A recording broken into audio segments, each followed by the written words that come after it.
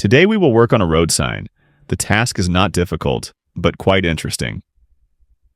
So, here is the task. What action is prohibited when this sign is posted? Number 1.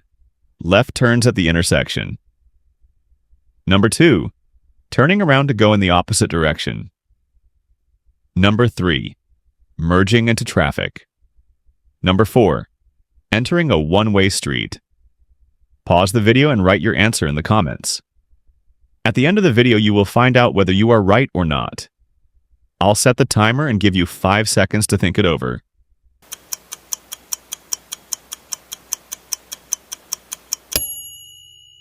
I hope you had a time to make a choice because we are moving on to a breakdown of this task. The no U-turn sign means drivers are not allowed to make a U-turn at that location. This restriction helps prevent traffic disruptions and collisions, especially at busy intersections or narrow roads.